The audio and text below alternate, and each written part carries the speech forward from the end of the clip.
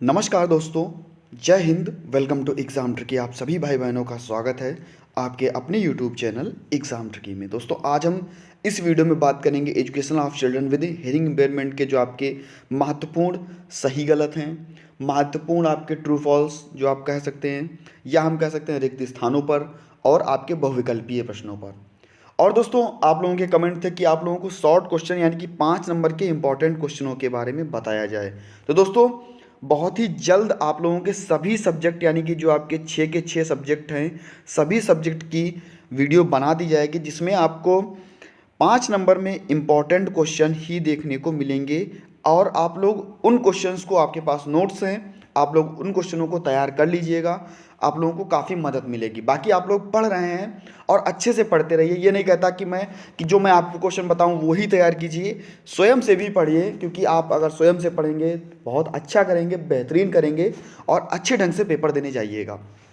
चलिए दोस्तों आज हम इस वीडियो में बात कर लेते हैं। और आप सभी को ये भी पता है कि जो PDF आपकी है वो टेलीग्राम चैनल पर अपलोड कर दी जाती है। तो दोस्तों टेलीग्राम चैनल का लिंक इसी वीडियो के डिस्क्रिप्शन बॉक्स में आपको मिल जाएगा। सही गलत का पहला प्रश्न आपके सामने दिया गया है और टेलीग्राम चैनल का जो नाम है आप सर्च कर लीजिएगा, ये नाम है और आपको ये लोगो लगा मिल जाएगा। लगभग में 3.8 के स्टूडेंट्स वहाँ पर जुड़े हुए हैं, यानी कि 3800 स्टूडेंट्स वहाँ पर जुड़े हुए हैं। सही गलत में आपका पहला प्रश्न है, श्रवण बाधित बालकों की शिक्षा पद्धति की तकनीक विकास में अत्यधिक प्रभावित करती है। यानी कि जो श्रवण बाधित बच्चे होते हैं इनकी जो शिक्षा पद्धति है इसमें तकनीकी विकास जो होता है ये अत्यधिक प्रभावित करता है। तो बिल्कुल दोस्तों यह आपका कथन सही हो जाएगा। नेक्स्ट अगर हम बात कर लेते हैं दूसरे प्रश्न की, यहाँ पर कहा गया कि सीखने में भौतिक वातावरण की महत्वपूर्ण भूमिका होती है। तो दोस्तों भौतिक वातावरण, जिस वातावरण में हम रहते हैं और जिस वातावरण में बच्चा रहता है, मान लीजिए कोई श्रवण बाधित बच्चा है या दृष्टि बाधित बच्चा है या मानसिक बाधित बच्चा है, वो अगर अपने वातावरण में, अपने घर के वातावरण में सीखता है तो बहुत ही अच्छी तरीके से सीखता है, बहुत ही अच्छा जो होती है उसकी भूमिका होती है। तो बिल्कुल आपका दोस्तों यह भी आपका सही हो जाएगा। नेक्स्ट अगर हम बात कर लेते हैं तीसरे प्रश्न की, तो बालक के अंदर मौजूद प्रतिभा को बाहर निकाल कर उसका विकास करना ही क्या है, शिक्षा है। बिल्कुल दोस्तों बालक के अंदर जो भी कमियां हैं, इस समय क्या चल रहा है आपका, बाल केंद्रित शिक्षा, बाल केंद्रित शिक्षा।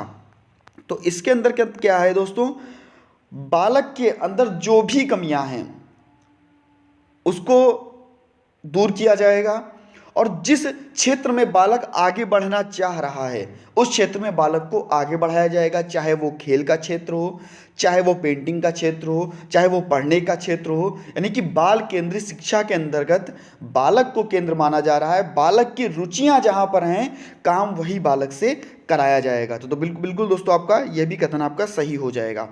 नेक्स्ट अगर हम बात कर लेते हैं, माता पिता को समावेशी शिक्षा से संबंधित जानकारी नहीं होनी चाहिए। तो दोस्तों आप सभी को पता है कि समावेशी शिक्षा का दौर चल रहा है, जहां पर दिव्यांग बालकों को और हमारे सामान्य बालकों को एक ही छत के नीचे पढ़ाया जाता है। हमारे यहाँ काफ़ी सारे ऐसे विद्यालय हैं जहाँ पर समावेशी शिक्षा में कार्य कराया जाता है और बहुत ही बड़ी यूनिवर्सिटी अगर लखनऊ की बात की जाए तो doctor Shakuntala Mishra rehabilitation university. तो दोस्तों क्यों नहीं जानकारी होनी चाहिए, सभी माता पिता को जानकारी होनी चाहिए, तभी तो वो अपने बच्चों को सामान्य बच्चों के साथ पढ़ने के लिए भेजेंगे। तो दोस्तों यह भी आपका कथन जो है वह गलत हो जाएगा, क्योंकि यहाँ पर नहीं है, कहा गया है जानकारी नहीं होनी चाहिए। कथन जो है वो आपका गलत है, अगर नहीं यहाँ पर ना लगा होता तो आपका ये सही हो जाता। नेक्स्ट आपका BRC ब्लॉक रिसोर्स सर्विस है इसका पूरा नाम। तो दोस्तों ब्लॉक रिसोर्स सेंटर इसका पूरा नाम होता है। क्या होता है, ब्लॉक रिसोर्स सेंटर। तो दोस्तों यहाँ पर आपका यह भी कथन गलत हो जाएगा, सर्विस नहीं सेंटर होता है। दोस्तों अगर वीडियो अच्छी लग रही है तो लाइक कर दीजिएगा, चैनल पर नए थे तो चैनल को सब्सक्राइब करने के बाद में बेल आइकन जब प्रेस कीजिएगा तब ऑल का ऑप्शन जो आता है उसी को प्रेस कीजिएगा। जितनी भी हमारी लेटेस्ट वीडियोज़ की जानकारी है आपके पास नोटिफिकेशन है पहुंचता रहेगा, आप लोग उन वीडियोस को देखते रहेंगे। दोस्तों अपने मित्रों को भी जोड़ लीजिएगा और सभी मित्रों के पास वीडियो को शेयर कर दीजिएगा। एटलीस्ट दोस्तों अगर मैं मेहनत कर रहा हूं तो क्यों ना सभी मित्रों के पास, सभी भाई बहनों के पास कुछ ना कुछ पहुंचे और वो भी आगे बढ़ सकें। तो दोस्तों रिक्त स्थानों की पूर्ति में पहला प्रश्न आपके सामने दिया गया है कि समेकित शिक्षा के अंतर्गत सामान्य विद्यालयों में कक्षा कक्ष होना चाहिए, यानी कि ऐसी कौन सा कक्षा कक्ष होना चाहिए, कक्षा कक्ष होना चाहिए जो सामान्य विद्यालयों में भी होना चाहिए समेकित शिक्षा के अंतर्गत। तो दोस्तों हम उसको कहते हैं संसाधन कक्ष, या इसको हम कहते हैं इंग्लिश में अगर हम बोलेंगे तो रिसोर्स रूम बोला जाता है उसको, रिसोर्स रूम। तो संसाधन कक्ष होना आवश्यक होता है। बहुत ही जल्द आप लोगों को शॉर्ट जो क्वेश्चन हैं उनकी वीडियो भी अपलोड कर दी जाएगी। क्वेश्चन आपको बता दिए जाएंगे, आपके पास नोट्स हैं, आप लोग स्वयं से पढ़ लीजिएगा और अच्छे से तैयारी कर लीजिएगा। PDF आपको टेलीग्राम चैनल पर दे दी जाएगी, आप लोगों को बता दिया गया था।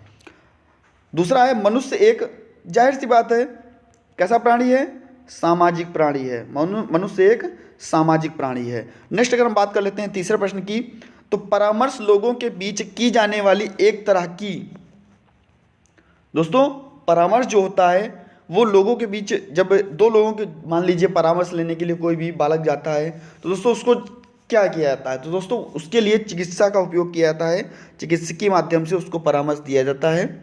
तो चिकित्सकीय आपका सही हो जाएगा। नेक्स्ट अगर हम बात कर लेते हैं office of special education and services, ये पूरा एक नाम लिखा गया है। दोस्तों यहां पर आपका होगा रिहैबिलिटेशन।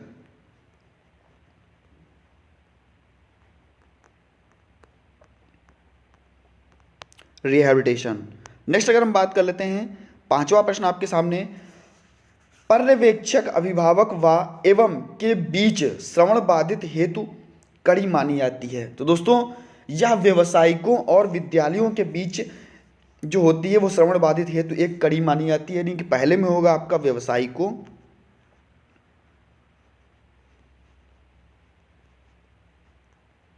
और दूसरे में आपका होगा विद्यालयों।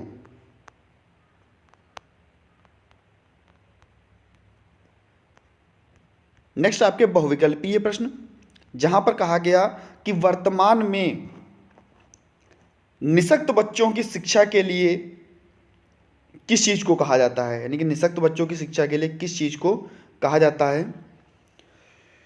वर्तमान में। यहां पर आपका हो जाएगा समावेशी शिक्षा, अर्थात ए ऑप्शन जो है वो सही हो जाएगा। नेक्स्ट अगर हम बात कर लेते हैं दूसरे प्रश्न की, विशेष शिक्षा संबंधित है कम योग्य छात्रों के लिए शैक्षिक कार्यक्रम से, शिक्षकों के लिए, मेधावी छात्रों के लिए, पिछड़ी बुद्धि के छात्रों के लिए। तो दोस्तों यहाँ पर अगर हम कह सकते हैं तो बिल्कुल सटीक तो आपका ए ऑप्शन जाएगा, कम योग्य छात्रों के शैक्षिक कार्यक्रमों से। शिक्षा की बात हो रही है दोस्तों, ए ऑप्शन आपका सही हो जाएगा। नेक्स्ट अगर हम बात कर लेते हैं दोस्तों कि विशेष विद्यालयों में बच्चों के लिए माता पिता के लिए होना चाहिए।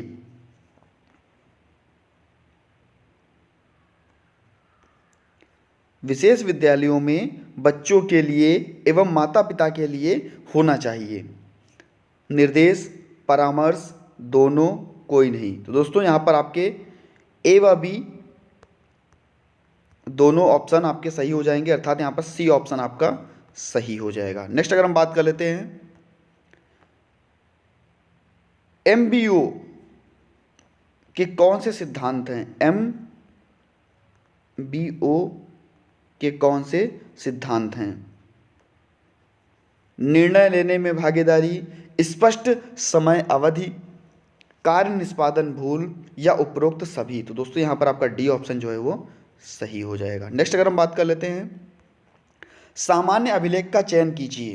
जो सामान्य अभिलेख होता है उसका चयन आपको करना है दोस्तों, उपकरण अभिलेख, संचयी अभिलेख, प्रशासनिक अभिलेख या लॉग बुक। तो दोस्तों यहाँ पर आपका डी ऑप्शन सही होगा। लॉग बुक के जो होता है एक सामान्य अभिलेख होता है। नेक्स्ट अगर हम बात कर लेते हैं दोस्तों विकलांग बच्चों के पुनर्वास में पहली अनौपचारिक, देखिए औपचारिक एजेंसियां होती हैं और अनौपचारिक एजेंसियां होती हैं। दोस्तों अनौपचारिक एजेंसी के अंतर्गत वो भी पहली अनौपचारिक एजेंसी पूछी गई है, आपका परिवार हो जाएगा। सी ऑप्शन जो है वो आपका सही हो जाएगा। विद्यालय एक औपचारिक एजेंसी है और समुदाय एक अनौपचारिक एजेंसी है, लेकिन पहली नहीं है, अर्थात यहाँ पर आपका सी ऑप्शन जो है वो सही हो जाएगा। नेक्स्ट अगर हम बात कर लेते हैं समय सारणी को प्रभावित करने वाले कारक। अनिवार्य विषय, विषय संबंधित मनोवैज्ञानिक तथ्य, समय का संतुलित विवरण या उपरोक्त सभी। यहाँ पर आपका डी ऑप्शन जो है उपरोक्त सभी सही हो जाएगा। नेक्स्ट अगर हम बात कर लेते हैं दोस्तों, विश्व श्रवण दिवस मनाया जाता है। तो दोस्तों 3 मार्च को अगर आपसे पूछे कि विश्व दिव्यांग दिवस कब मनाया जाता है, आप बताइएगा। विश्व दिव्यांग दिवस, और ये मैं आपको ऑप्शन दे दूं तो ये दोस्तों दिसंबर महीने में मनाया जाता है, दिसंबर माह में मनाया जाता है। अब आप लोगों को तारीख बतानी है, कमेंट सेक्शन में जाइए और बताइए कि विश्व दिव्यांग दिवस या विश्व विकलांग दिवस जिसको हम बोलते हैं कब मनाया जाता है। मैंने आपको दिसंबर की डेट बता दी है और आप लोगों को बताना है कि कब मनाया जाता है। नेक्स्ट अगर हम बात करते हैं राष्ट्रीय संस्थान AYJNHSD, दोस्तों इसका फुल फॉर्म आप लोग कमेंट सेक्शन में बताइएगा। और यह आपका मुंबई में है या देहरादून में है या दिल्ली में है या सिकंदराबाद में है। दोस्तों यहाँ पर ए ऑप्शन आपका सही हो जाएगा, मुंबई में है।